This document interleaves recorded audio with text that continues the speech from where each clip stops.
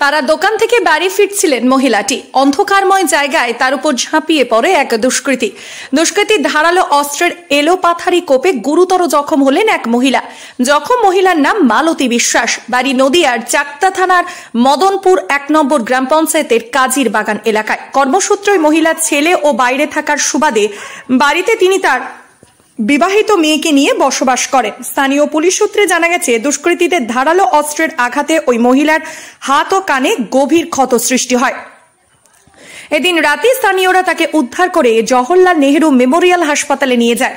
সেখানে তার অস্ত্রোপচার করেন ডাক্তাররা। তবে আঘাত গুরুতর হওয়ার কারণে তার একটি হাত বাদ দেওয়া যেতে পারে বলে আশঙ্কা করছেন অনেকে। এই প্রসঙ্গে আক্রান্ত মহিলা মালতী বিশ্বাসের মেয়ে অপর্ণা দাস বলেন, এই দিন রাতে পাড়ার দোকান থেকে বাড়ি ফিরছিলেন তার মা। সেই সময় জায়গাটা অন্ধকার থাকার সুযোগে ধারালো অস্ত্র নিয়ে তার উপর চড়াও হয় এক দুষ্কৃতী। অস্ত্রের আঘাতে গুরুতর জখম অবস্থায় মাটিতে লুটিয়ে পড়েন তিনি। তার চিৎকারে এলাকাবাসীরা ছুটে এলে পালিয়ে যায় ওই দুষ্কৃতী। তবে কি কারণে তার উপর হামলা করা হলো তা বুঝে উঠতে পারছেন না গোটা এলাকাবাসী। মালতী বিশ্বাসের হাত ও মাথায় আঘাত গুরুতর হওয়ার কারণে তিনি কথা বলার মতো পরিস্থিতিতে নেই, যার কারণে মূলত কি কারণে তার উপর হামলা করা হলো সেই বিষয়ে এখনো কিছু জানা যায়নি বলে দাবি পরিবার ও স্থানীয় বাসিন্দাদের।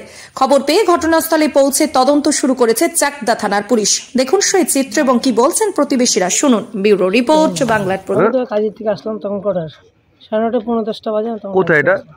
কাজীর বাগান পিএনগর। হ্যাঁ, কাজীর বাগান পিএনগর। কোন থানা? চাকদা। কি হয়েছে ঘটনাটা? আমি এসে তো আমি কিছুই জানি না স্যার। আমি এসে দেখলাম এই ব্যাপার। আমি 9:30 থেকে 10টার মধ্যে আমি বাড়ি আসলাম। এসে চান টান করলাম। আপনি কে? আমার নাম শুক্র। আপনি কে হন? আমি কেউই না, আমি পাড়ার প্রতিবেশী। না না, কি ভয় না। আচ্ছা, কি হয়েছে ঘটনাটা বলেন তো। আপনি যখন দেখেছেন কি দেখেছেন? আমি তো দোকান থেকে আইসা দেখি সব চাকু পড়েছে। চাকু পরে তারপর সামনে গেছে, আমার বাড়ির সামনে ওই কেসটা হয়ে গেছে।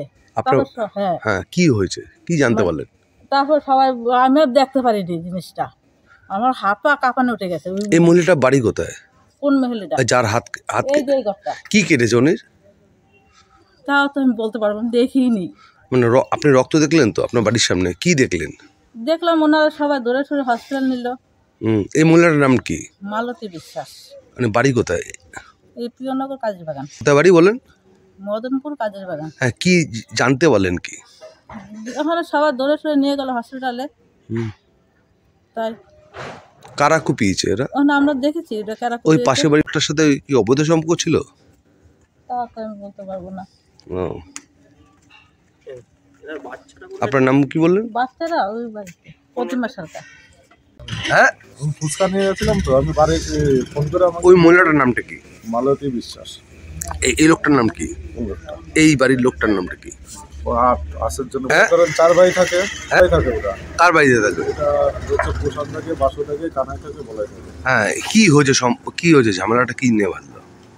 মানে আপনারা কি দেখতে পারলেন কি? আমি তো কিছুই দেখিনি। ধরেন আমি শুনতে পারলেন কি? শুনতে পেলাম যে ওনার এই মালতী বিশ্বাস এই চায়ের দোকান থেকে যাচ্ছিল কিছু নিয়ে, ওনাকে কিছু দিয়ে কোপ দিয়েছে। কারা মানে এই লোক কোপ দিয়েছে? না দাদা, আমি কিছু বলতে পারবো না। মানে